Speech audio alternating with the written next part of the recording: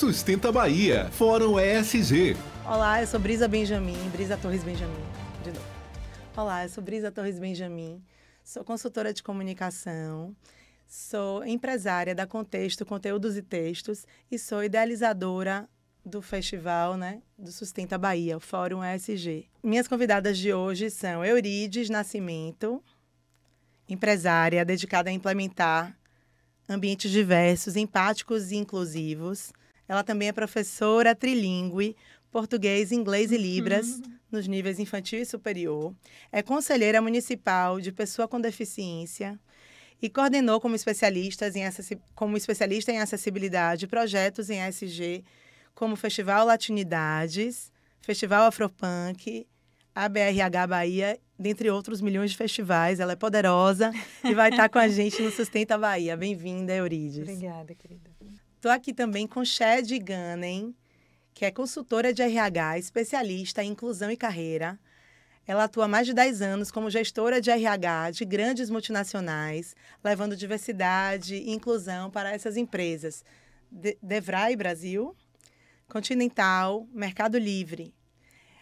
Ela acredita que pessoas diferentes levam empresas a lugares diferentes e que a diversidade e inclusão podem gerar resultados extraordinários para as empresas. Bem-vinda, Shed. Obrigada.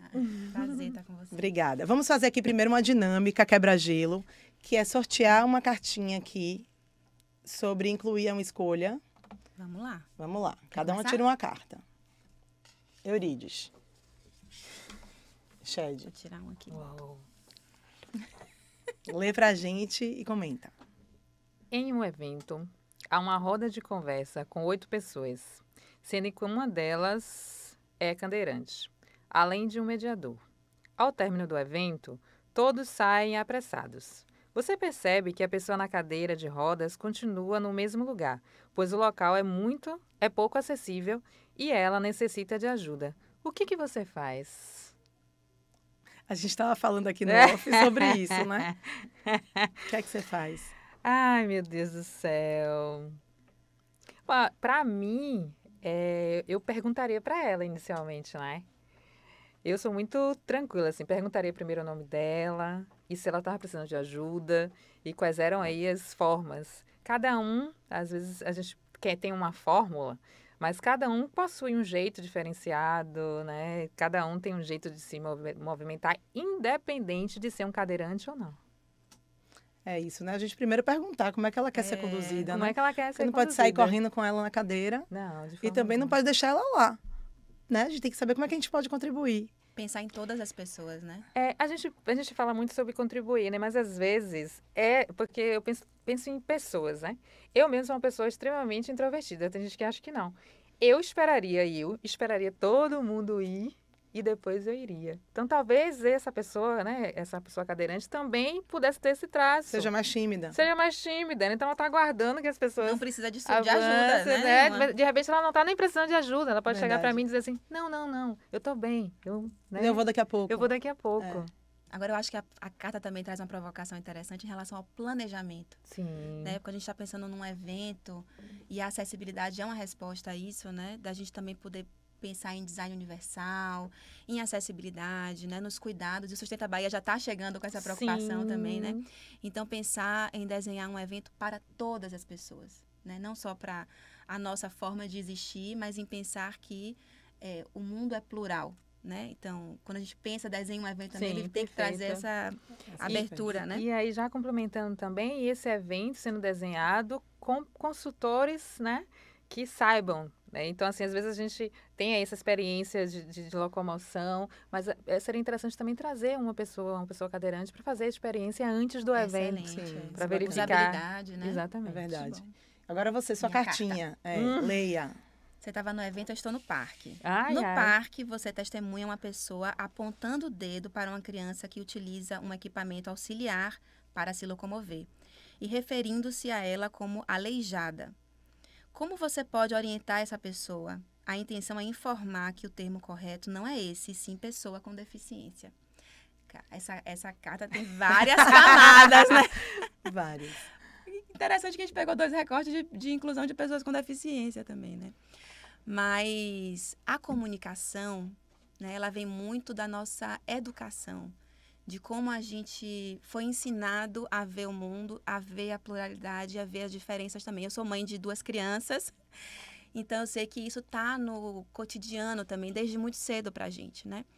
Então, a gente trabalhar desde cedo com as nossas crianças, né? O conceito, né? O pensamento de que as diferenças existem entre nós, que não somos pessoas com deficiência, né? Entre a pluralidade que existe no mundo. Então, trabalhar com naturalidade e com respeito, né? Então, menos rótulos e mais um mindset, uma mentalidade de que o mundo é assim, o mundo é diferente, que cada um com a sua particularidade, com a sua forma de aprendizagem. Mas não fuja da carta. E como fazer lá, né? Eu acho que se fosse uma criança, primeiro que eu tivesse esse acesso, né, a talvez dar um input ao pai, à mãe que está ali acompanhando também. Mas eu acho que tratar isso de uma maneira natural. Não é uma pessoa aleijada, é uma pessoa com deficiência, é uma pessoa diferente de você, talvez de mim, mas... Que precisa ser respeitada. Exatamente, né? Mas dentro disso... Não apontar o dedo. O diferente é normal. É porque a gente é ensinado, né, de que o diferente, ele não é... Esse conceito de normalidade, Sim. né? De que... de corpos, de quais são os corpos, do que é bonito, do que é aceitável, né? Então, a gente precisa normalizar as diferenças. Eu acho que esse é o ponto. Eu queria só complementar que a gente trouxe aqui essa questão no evento, no parque, mas na nossa vida comum, a gente comete aí algumas falas que tem esses vieses inconscientes do coletivo, né? Como vem. Exato. Então, assim, sempre. Fruto de uma sociedade também ainda começando, né? Capacitista, racista. Exatamente. A gente está em constante transformação, né?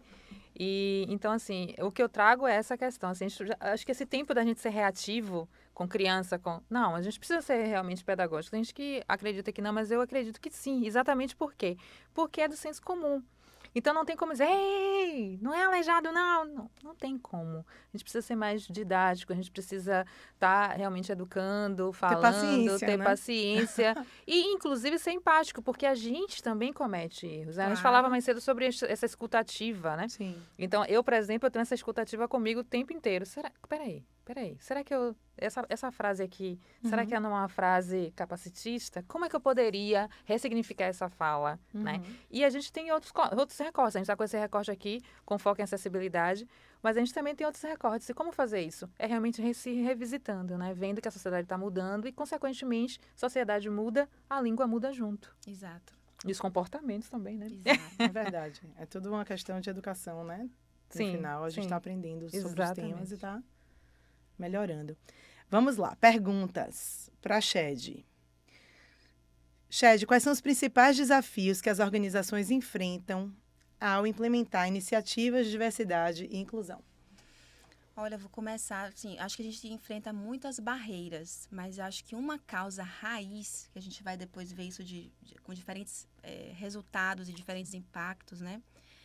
É que essa agenda de inclusão, ela atravessa muito a nossa experiência, né? A nossa agenda pessoal, individual, o que eu concordo, o que eu não concordo, minha forma de ver o mundo, né? E tá aí uma grande confusão. Porque para as organizações esse é um tema de negócio, né? Esse é um tema de entender que esse é um público potencial, como você falou super bem. Se eu cuido dessa agenda, eu tenho mais chance de inovar, eu tenho mais chance de antecipar a necessidade desse público-alvo, desse usuário, desse cliente, qualquer que seja, né? E a empresa tem o seu posicionamento, precisa ter uma estratégia. Então, o que eu vejo, assim, além dessa agenda, que às vezes é muito empurrada pela equipe, né? Porque é uma agenda que está no nosso dia a dia, então, às vezes, os próprios funcionários vão empurrando essa agenda, trazendo a relevância da agenda, e muitas vezes acaba ficando naquele colo ali também, né? No colo dos grupos de afinidade, dos grupos voluntários de diversidade, né? Então, para mim, a causa raiz aí é conectar a agenda de inclusão à agenda de negócio, né? E compreender que isso precisa ser estratégico para o negócio da empresa. Então, a inclusão é um mundo.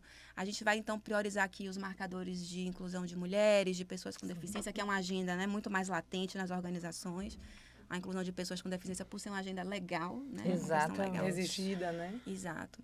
Então, inclusão é um mundo, né? Qual é a estratégia que está mais alinhada com a estratégia da empresa? Acho que esse é um principal ponto. A gente falou aqui um pouquinho de profissionalizar essa abordagem também, que eu acho que é um segundo grande desafio, né? Todo mundo, eu acho que tal qual é a agenda de RH, a gente falou um pouquinho sobre isso, é a agenda de inclusão, né? Como é um tema que está muito no nosso dia a dia, acho que a maioria das pessoas se sentem habilitadas a implementar programas, implementar essa estratégia corporativamente, né? E é um tema técnico, né? Então, quando a gente vai procurar um engenheiro para construir a nossa casa, a gente precisa procurar uma pessoa qualificada para poder, né, orientar a gente dentro da organização, né? Como a acessibilidade, por exemplo, é uma ferramenta importantíssima para a gente poder fazer a inclusão de pessoas com deficiência, né? E por aí vai, são tantas, né? A gente falou um pouquinho de design universal também, então eu acho que trazer para dentro da empresa uma turma que saiba como também para apoiar a empresa, eu acho, nas suas estratégias, eu acho que esses são 2 grandes pontos. O terceiro, que eu acho que é uma outra causa raiz também, eu acho que o buy-in dessa liderança de topo, eu acho que é um grande desafio. Como eu falei aqui, geralmente é uma pauta que está no dia a dia das equipes, né? No bottom das empresas. Então, geralmente é um movimento bottom-up, né? Que as pessoas trazem para a companhia. Então, muitas vezes a liderança compreende essa agenda como uma agenda de responsabilidade social. Não deixa de ser, está muito conectado. A gente vai falar muito do S aqui hoje, né? Muito conectado com o impacto em comunidade, né? Mas, né, e principalmente, é uma agenda de negócio, está conectada com o ambiente que a gente está construindo, com ser mais competitivo, né? Eu acho interessante porque, geralmente, as equipes diversas não são as mais fáceis, né? São equipes que, inicialmente, elas são tem mais conflitos, muito mais conflitos. É muito mais fácil a gente trabalhar com quem a gente tem afinidade, sim, com quem veio do mundo igualzinho ao nosso, né? E é isso que é a sinergia, né? A gente Exato. se equivoca em relação à sinergia. E é daí que acontece as grandes inovações, as grandes criatividades, exatamente porque está ali todo mundo diverso. Exato. Então, a médio e longo prazo, são as equipes, como você falou, mais criativas, que vão chegar a soluções mais inovadoras. Sim, e a resultados extraordinários, né? É verdade. Eurides, você pode explicar aqui para a gente o que significa acessibilidade no contexto dos projetos ESG? A gente já conversou bastante, né? E essa fala aí da Shed também complementa bastante, né? Pensar esse S nos contextos de acessibilidade, nos eventos, nas empresas, é realmente o trato, o cuidado com as pessoas. Basicamente isso. É pensar que a gente está diante de uma pessoa e essa pessoa tem a sua especificidade, como é que eu posso colaborar para que ela tenha uma boa experiência, né? E a gente pensa nesse sujeito tanto interno como externo. Então, como é que eu posso colaborar para que o meu funcionário, que é uma pessoa com deficiência, e a gente está com esse recorte diverso aqui, né? A gente não vai falar se essa pessoa ela é uma pessoa surda, se é uma pessoa cega, mas como é que eu posso colaborar para que ela tenha uma boa experiência, né? E também uma coisa que a gente sempre falava, né?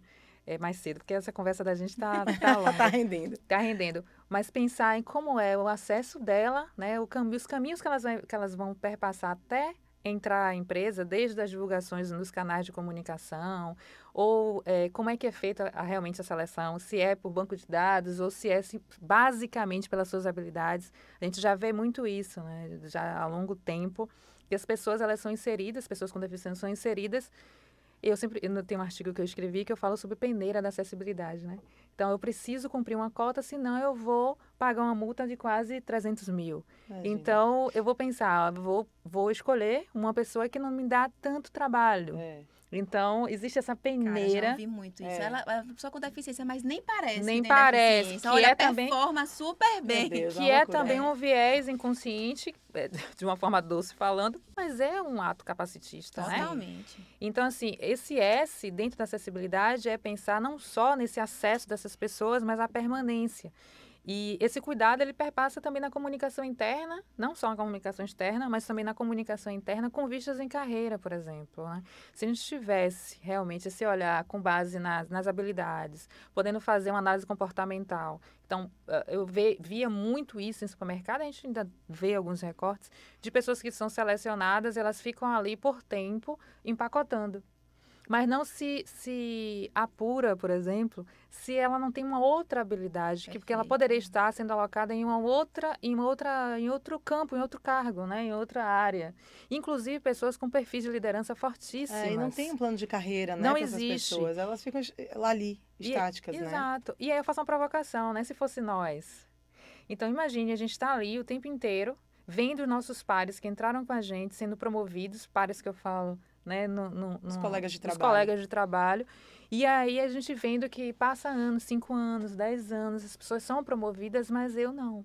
E eu tenho dentro de mim essa habilidade que pode ser trabalhada, né? A gente sabe que muitas pessoas são contratadas e as empresas que têm aí essa área de desenvolvimento humano, vão percebendo esse traço de talento e vão potencializando. E com as pessoas com deficiência é totalmente diferente. E a provocação, ela não termina aqui. A provocação é que vocês que estão aí assistindo, por exemplo, conhece algum líder, né, algum gestor, algum CEO que seja uma pessoa com deficiência, e aí nos diversos recortes. Né?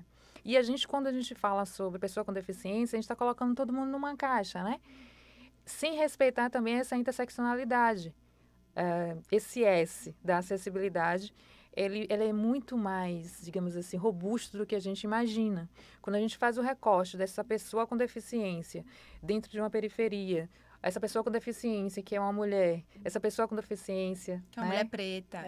Então, a gente começa a perceber que o olhar para esse S, né, com foco em acessibilidade dentro das corporações, ele é bem mais amplo. E aí, mais cedo, a gente falava sobre esse olhar desde do nascedouro das empresas, das né? microempresas, dos empreendedores individuais, Exatamente. Né? E aí a gente fala disso dentro dos projetos culturais. Hoje a gente já vê um movimento muito grande, né? Parece que a gente destoa, mas sim, pensar em uma equipe que tenha essas pessoas que vão fazer com que o olhar desses projetos sejam projetos que sejam nascidos já com esse olhar de acessibilidade, já com um olhar inclusivo e diverso, né? E mais empático e mais seguro do que você chamar uma pessoa com deficiência no susto, vamos pensar assim, vem cá para fazer uma cota, né? Exatamente, para poder ter uma cota. Hoje a gente já tem essa cota nos projetos, né? Porque a gente fala em empresa, mas assim, esses projetos culturais eu entendo também como os editais, corpo, os editais de cultura. Então, esse S, para mim, resume-se em diminuir, sim, essas barreiras que a gente fala, né? Que é essa barreira atitudinal, que é, eu tenho esse sujeito mais, né? Quais são as práticas que eu posso iniciar aqui agora? Porque a gente fala sempre em implementar projetos e as pessoas pensam que a etapa é 10, mas a gente precisa partir de uma etapa inicial, 0, 1, 2, 3, e qual é a mínima? Passo a passo. O passo a passo. E aí a gente falava também, como seria interessante se a gente conseguisse, né, só olhar no olho um do outro. Né? Esse S não é só sobre acessibilidade para pessoas com deficiência, mas para todo mundo, como a gente falava. Essa escutativa, né? Essa escutativa. Muitas vezes a gente está junto com o nosso colega, mas a gente não o insere, ele não está ali dentro com autonomia, que é um dos princípios da acessibilidade, né? Ele não está ali. Ele só é uma pessoa que vem, cumpre sua carga horária e vai embora. Então, como pensar nessa mãe? Como pensar nessa pessoa mais idosa? Então, esse S ele é muito mais robusto do que a gente imagina. Muito bem, muito bom. Shed, quais são os benefícios tangíveis que as empresas podem obter ao investir em diversidade e inclusão? Acho que a gente falou um pouquinho já, né, da gente ter essa representatividade dentro de casa para a gente entregar melhores soluções, né? Então, eu lembro que mulheres pretas com deficiência, elas são consumidoras, né? Que pessoas negras, executivos e executivas negras também são consumidores. E aí, tantos eventos, como a gente estava falando da Feira Preta, que é um baita evento que tem esse recorte de empreendedorismo também, né? Então, acho que esse é um dos principais pontos. Você tem uma equipe diversa, ter essa representatividade dentro de casa para você entregar melhores soluções. Quando a gente pensa numa equipe ou numa empresa plural, a gente também tem impactos em produtividade, como a gente falou aqui, né? São equipes que a médio e longo prazo elas são mais inovadoras, mais criativas, né? Mas também tendem a ser ambientes mais saudáveis, né, com mais segurança psicológica, porque o diferente ele é aceito, ele é abraçado. Se o diferente é aceito, é abraçado, eu posso ser quem eu sou. Exatamente. Então, isso tem um grande impacto em segurança psicológica, em produtividade, né? Em sanidade mental. E totalmente, que é uma agenda muito forte hoje em dia, né? E que bom, né? Que a gente pode celebrar. Acho que uma se é que houve um ponto positivo da pandemia, a gente poder dar mais nome às coisas, e saúde mental tá muito na agenda, né?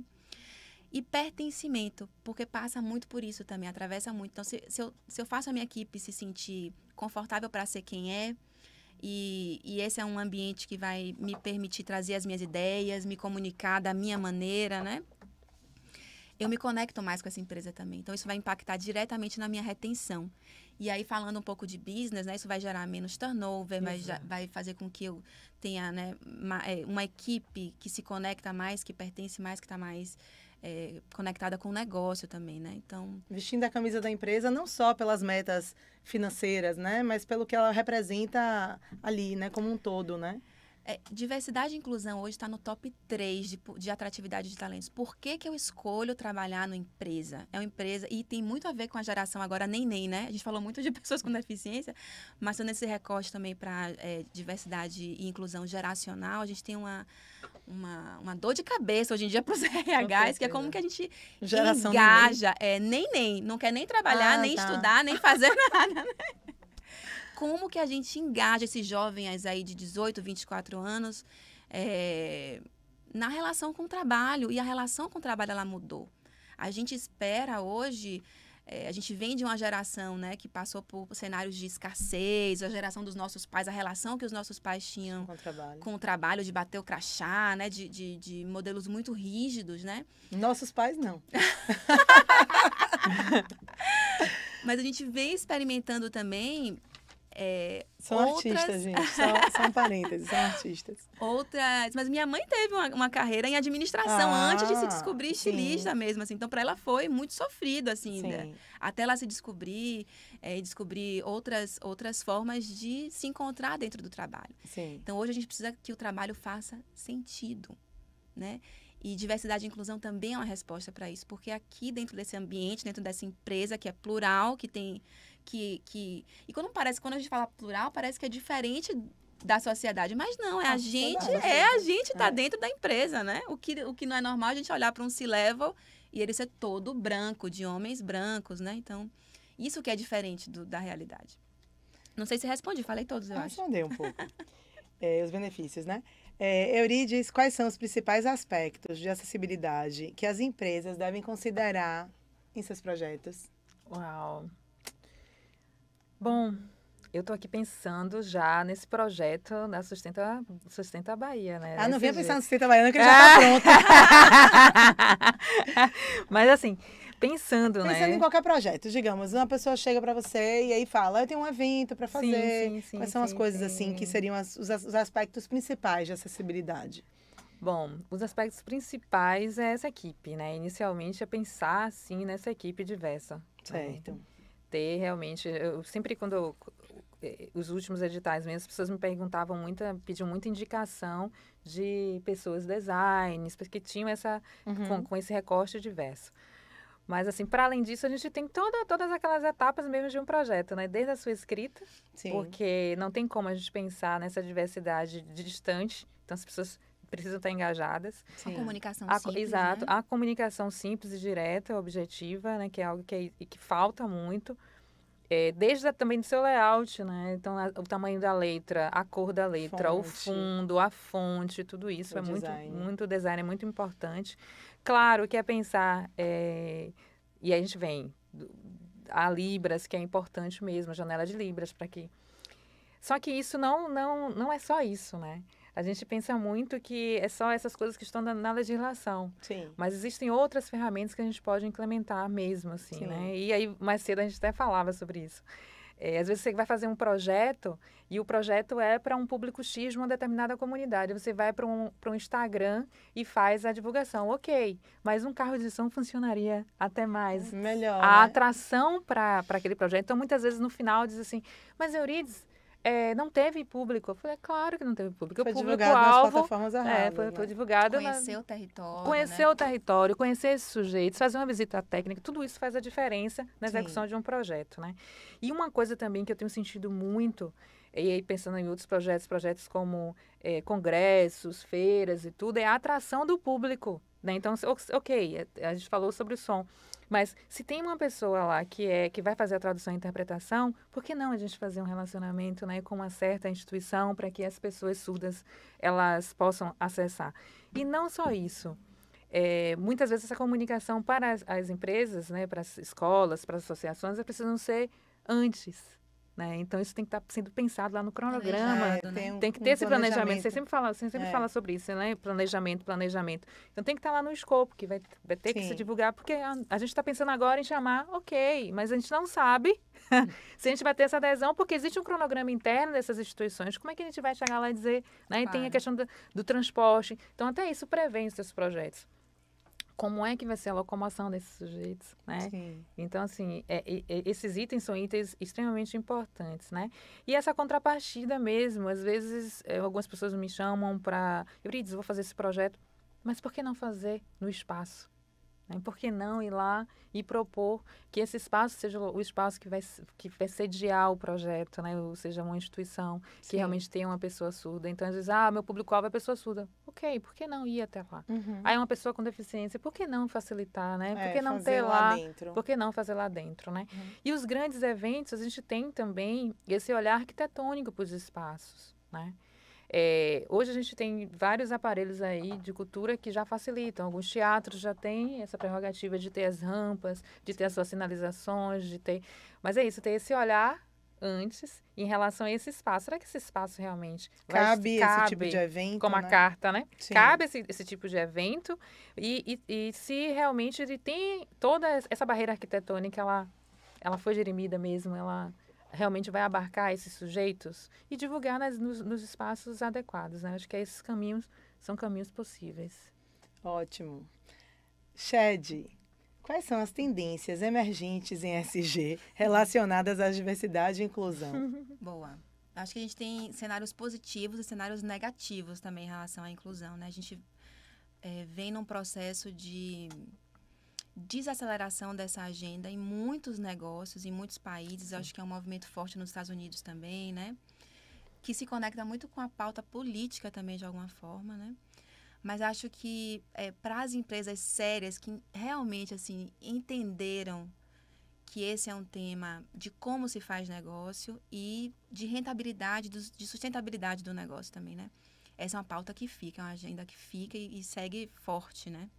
Muito puxada pelo mercado consumidor brasileiro. A gente, enquanto consumidor, a gente está olhando o impacto que essa empresa tem, né? Se eu compro de você, se o seu produto é um poluente, se ele gera um resíduo, como é que a sua logística reversa, como é que a sua penetração na comunidade, né? Se você gera empregabilidade e renda também para a comunidade que você está inserido e por aí vai, né? E acho que uma grande tendência, eu não vou nem chamar de tendência, eu vou chamar de realidade também, assim, já é. Que a gente falou muito de greenwashing, diversity washing também, né? Então, manter a coerência, né? Vamos fazer uma vaga afirmativa, mas como é que está a experiência das pessoas funcionárias já trabalham lá na empresa, né? Real, né? É real. E assim, eu acho que quando a gente também olha para a inclusão e diversidade, eu sei que é uma agenda que mexe muito com a reputação e muitas vezes isso gera medo nas empresas, né? Cara, isso pode me trazer um baita problema de reputação, nem vou, né? Ou vou aqui no básico das questões legais e etc, né? Euridice, como a acessibilidade contribui para a inclusão social e o bem-estar das comunidades? Então, a acessibilidade, ela essa pergunta é uma pergunta que está perpassando tudo, né? Está perpassando toda a nossa conversa, né? A gente tem o bem-estar, se for uma comunidade, por exemplo, corporativa, a gente tem esse bem-estar, sim, em relação a resultados, em relação a considerar esses sujeitos, né? Como consumidores, isso aí a gente precisa... Eu acho que mais cedo a gente falava sobre... Não assim como eu vou falar, mas a gente falava sobre não romantizar tanto essa agenda, né? É uma agenda de negócio. De negócio. Então, claro, se eu proponho, né, uma experiência, eu me vejo, então, por exemplo, como foi que as grandes marcas, né, eu dou risada porque eu começo a fazer uma retrospectiva mental aqui, mas como as grandes marcas de cosméticos, elas começaram a vender mais para um determinado público, né? Então, assim, nunca antes a gente viu esse avanço de pensar em incluir cabelos crespos, cabelos X, pele, diferentes maquiagens, de diferentes tons, né? A gente tinha essa dificuldade de encontrar e tudo. Então, quando a gente começa a colocar essa agenda, né, dentro, né, das pautas empresariais, a gente começa a perceber que existe um mercado. Sim. Né? E por que não utilizar? A sapatilha das bailarinas. Mercado crescente. É um mercado em potencial e crescente, né? Hoje a gente percebe o avanço também das pessoas com deficiência no mercado de trabalho. Ainda é pouco, né? A gente consegue, mas a gente consegue já mensurar. E isso sim é um potencial de compra, o potencial de compra. A gente já começa a ver algumas pessoas dizendo assim, não, eu não quero ficar só em tais profissões. Por exemplo, as pessoas surdas antigamente, quando pensavam em ir para a universidade, a universidade, a gente já faz um recorte já até maior, eles iam para áreas que tinham referências, que encontravam outros sujeitos surdos, como professores, e aí era a única referencialidade. Hoje em dia a gente já vê, a gente pergunta para um jovem, ele, não, eu quero ser psicólogo, eu quero... Então, isso também faz com que avance nas questões salariais, e isso também faz com que avance no consumo. Então, a gente vê uma pessoa cega, né? Então, por que não fazer peças que tenham peças publicitárias, divulgação, que tenham essas pessoas, né? Como agentes, protagonistas, né? Porque eu compro algo que eu me vejo. Sim, né? sim. Que eu se identifica, me né? identifico, né? Vamos ressignificando aí a frase, né? Eu compro algo que eu me identifico. Então, se eu percebo que ele tem uma audiodescrição que está falando uma pessoa cega, eu falo, opa, isso aqui já tem uma conectividade comigo, já me sinto representado.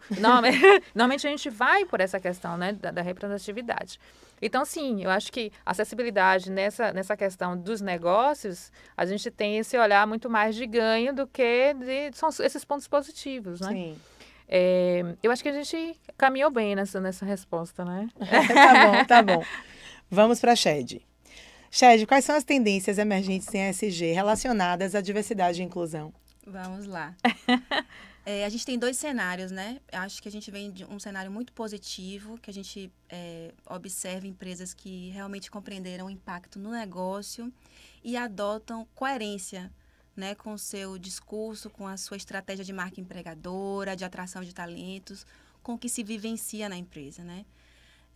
Então, acho que isso é assim, um golaço. E não é nem tendência, já tá, né? A gente manter a coerência. Sim. E compreender também que ESG é uma forma de fazer business, de fazer negócio, né? Que tem, lógico, impactos positivos. E a gente vem também numa outra tendência não tão positiva, que é uma desaceleração dessa agenda, a redução das equipes de inclusão dedicadas ao tema, né? Mas também muito puxado pelos Estados Unidos, por algumas agendas políticas também. Eu acho que por aquilo que a gente falou, esse tema perpassar ainda erroneamente o que é a minha agenda, o que é a minha conexão, né? Como isso me atravessa enquanto sujeito, como você falou. Mas, assim, acho que para as empresas que compreenderam, que se adequaram, que estão trabalhando os seus processos de maneira mais equânime, equitativa, né? Trabalhando para terem melhor representatividade em todos os níveis da organização e vivenciaram os benefícios disso, estão vivenciando os benefícios disso, né? Eu acho que a pauta chega e a pauta fica de uma maneira muito sólida também, né? Então, também começo a observar essa tendência de sair das áreas de inclusão para abraçar o negócio como um todo. Então, também, dentro do RH, diferentes especialistas que foram para atuação como HRBP, como Talent Acquisition, e que conseguem, dentro do seu escopo, né, as lideranças também, dentro do seu campo de atuação, ter uma atuação inclusiva, né? Que eu acho que é o turning point, que é como a gente vira a chave. E também temos tendências negativas. Isso. Que é essa retração, né? Essa retração das áreas de diversidade. A gente tem visto esse movimento muito em grandes empresas, né? A gente passou agora, na semana passada, por comunicados importantes de grandes empresas, né? Fechando as suas áreas de inclusão. Mas acho que esse fechamento específico, porque elas, como eu falei, vão ganhando também, é um tema que vai ganhando a liderança, que vai capilarizando de outras maneiras. E acho que as empresas sérias, que estão fazendo um trabalho sério de inclusão, e aí compreendendo esse impacto no negócio, seguem com essa agenda muito fortalecida, né? Fazendo um trabalho estratégico mesmo. Sim. Ótimo. Eurides, quais são os passos fundamentais para garantir a acessibilidade em projetos ESG? A gente já falou sobre isso. Sim, sim. Você pode compartilhar um exemplo de boa prática de acessibilidade em algum projeto corporativo que você tenha atuado? Ai, gente, tem um bem recente, né? Que é o próprio ABRH. Eu não me canso de tecer elogios, porque eu fico observando o avanço, né?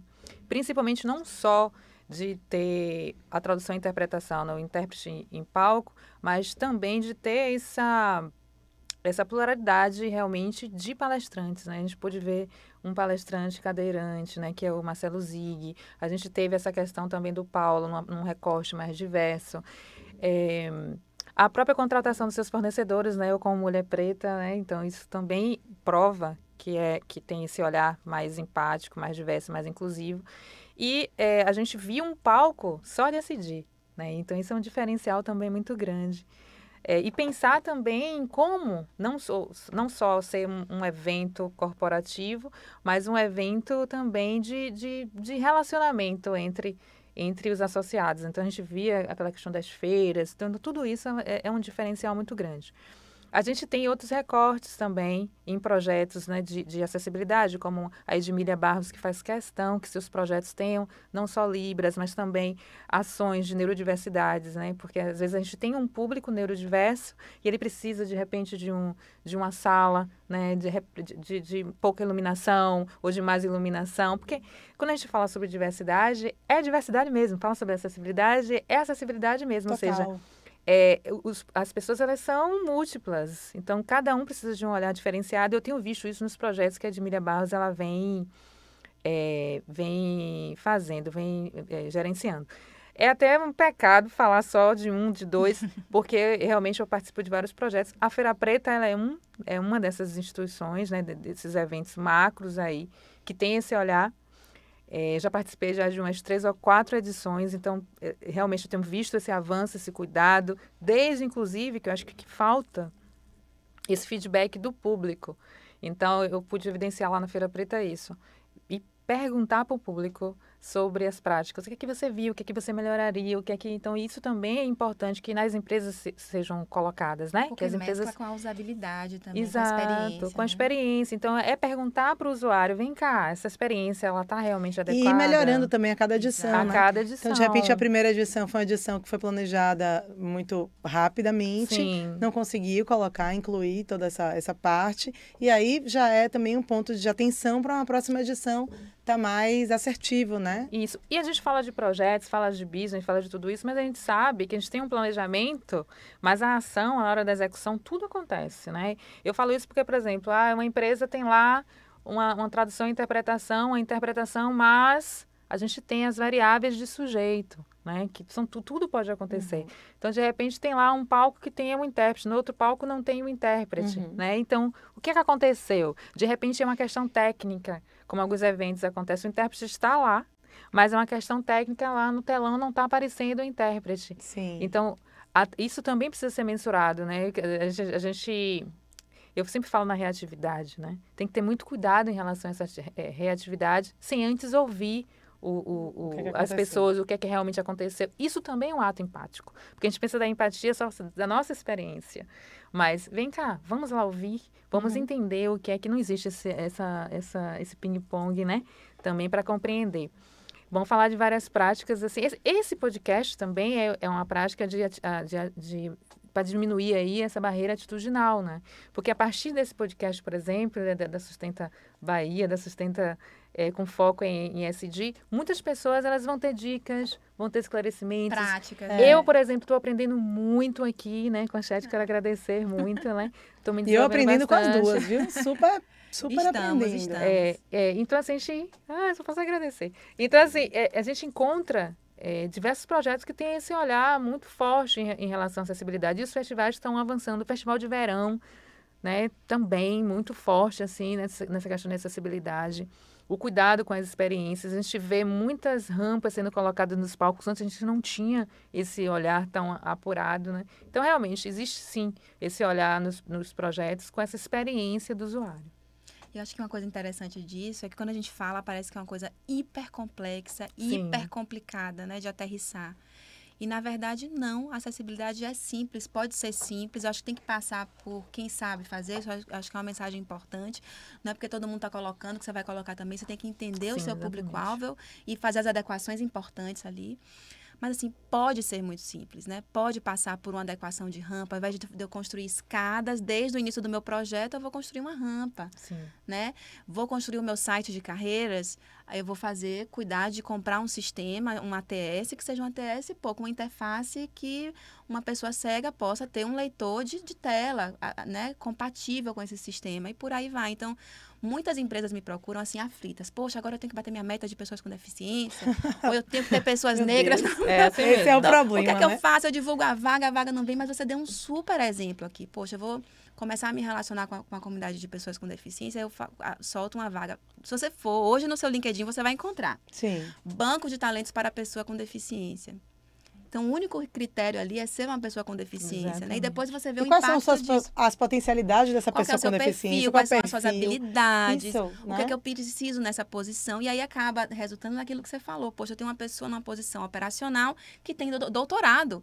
Ou eu tenho uma pessoa aqui numa atividade operacional e que não tem o menor perfil para fazer aquilo, para lidar com um atendimento com o cliente, por aí vai. Outro dia eu atendi um cliente, ele falou assim: não, tem uma coisa errada, porque eu contrato a pessoa com deficiência, coloco ela lá, mas ela tem uma produtividade menor do que a pessoa sem deficiência. Eu falei, mas esse é um erro clássico de seleção. Né? Você está contratando muito provavelmente aquela pessoa e colocando ela naquele posto porque ela tem uma deficiência. Sim. Mas se você foi avaliar ali com a sua equipe de seleção, assim, as competências, né? O perfil daquela pessoa, as habilidades que aquela pessoa tem, então, por aí vai. Eu acho interessante também a gente estar aqui reunindo, porque você está acostumada a trabalhar nas multinacionais, né? Você trabalha com projetos e você era uma microempreendedora que agora é uma empreendedora. Né? Você tem uma equipe, mas ainda está numa empresa em crescimento. Você está acostumada a grandes multinacionais. Então, assim, é bacana que a gente vê a diversidade de visões, né? Também, essa diversidade também de visões, né? Porque você está olhando um aspecto abrangente da comunicação, da cultura organizacional de uma empresa consolidada. E você está trabalhando com micro e pequenas empresas que estão iniciando seus processos. E eu acho que é interessante que o ESG deveria ser uma coisa descomplicada mesmo. Então, a gente está aqui debatendo, é uma das ações, né, do Sustenta Bahia, que vai acontecer agora, dia 31, mas que a gente já está aqui, traduzindo um pouco o que é, como é que se aplica isso, e também desmistificando que o ESG é só para grandes corporações. Exato, não. É para todo Qualquer mundo, pequena empresa já pode começar a ter ESG, olhar primeiro os seus processos internos, o que é que você já faz, que você ainda nem decodificou o que é ESG, pegar isso, colocar uma lupa, você pegar, comunicar isso, você procurar melhorar os seus processos, sempre de olho nessas três letrinhas, né? Que seria em inglês, né? Environmental, social e governance, que é governança. Então, ambiental, social e governança. Então, assim, é importante falar sobre esse assunto, promover esse debate. A Contexto, Conteúdos e Textos, que é a minha empresa, é a idealizadora desse projeto, para a gente falar mais sobre esse assunto, para a gente discutir isso em todos os âmbitos, porque assim a gente vai falando mais sobre o tema, desmistificando o tema e fazendo com que cada pessoa, mesmo que seja um pequeno empreendedor, passe a fazer alguma ação, alguma estratégia disso, passe a incluir mais, passe a observar a diversidade, passe a observar a acessibilidade, além dos outros aspectos, né? Olhar para essa cadeia de fornecimento, como você deu um exemplo super assertivo, né? De quem que eu compro, para quem que eu vendo, né? Então, olhar... eu acho que inclusão é muito interessante, porque geralmente é uma agenda que está dentro do RH, mas é uma agenda que atravessa o negócio como um todo. Então, a gente vai olhar lá na ponta para posicionamento externo de marca, para gestão de crise, para como é que está a agenda, enfim, com esses stakeholders externos, os internos, mas também os meus programas de fornecedores. Isso atravessa todos os tamanhos de organizações, né? Não só grandes empresas, multinacionais, mas também, poxa, aquela costureira que está ali, foi o exemplo que você trouxe, né? Aquela costureira que está ali fazendo, enfim, a sua confecção, de quem que ela compra aquele material, como que ela apoia essa cadeia de fornecimento. Isso tem muito a ver também com negócios colaborativos, com trabalhar em rede, né? Com sistema B e por aí vai. Então, é uma forma de fazer negócio, de pensar o negócio, né? E a gente, quando a gente começa, a gente sempre fala assim, começa grande, né? Mas tem essas grandes corporações, mas a gente tem esse olhar do microempreendedor. Normalmente, esse microempreendedor, ele começa no operacional. Então, é ele com ele mesmo, ele entende que ele pode crescer, tudo. Ele faz tudo. E como é que ele vai crescendo, né? A gente brinca muito sobre esse faz tudo, né? Mas esse faz tudo é um trato muito delicado, porque até que ele entenda que ele é um CPF, né? E que ele está migrando para um CNPJ, essa gestão de risco, né? Que precisaria ter, faria total diferença. E também, quando ele começa a crescer, pensar nesse endomarketing, né? Esses termos que a gente utiliza. Então, assim, como que seria esse cuidado com seus pares? Inicialmente são seus pares, alguém que ele chama para poder colaborar com ele, mas aí essa rede ela vai crescendo, vai crescendo. Como é que é esse gerenciamento? Então, o SG ele também traria esses parâmetros, esses indicadores de crescimento e como é que ele poderia colaborar para que essas pessoas elas tivessem uma boa experiência aí no seu negócio, né? Se você faz bolo, seu negócio é fazer doce, é fazer salgado, você está usando aí e oferecendo doces para quem tem alergia a glúten, alergias alimentares, isso é ser inclusivo também, tá? Você pensar o negócio de um lugar para todas as pessoas, né? Shed, qual é o papel da liderança na promoção de uma cultura de diversidade e inclusão? Não se faz nada sem a liderança. A gente pode fazer os programas mais lindos, a gente pode comprar as melhores ferramentas, desenhar as melhores ferramentas, mas é essa turma que vai aterrissar tudo. Desde o C-Level, do topo de gestão, né, dos primeiros líderes, da primeira liderança, compreender, enfim, o impacto que a agenda tem para o negócio, como a gente tem falado muito, né? E liderar a mudança, né? Quando a gente fala de gestão de mudança, trabalhar com inclusão é gestão de mudança o tempo inteiro. Você está trabalhando comportamento, cultura, o tempo inteiro, né?